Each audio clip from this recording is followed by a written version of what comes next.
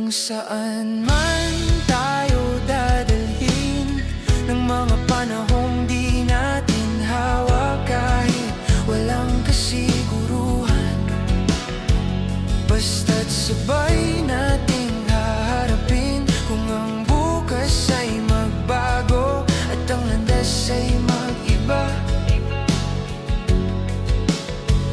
kung saan man tayo dadalhin, sabay pa rin akong lalakad.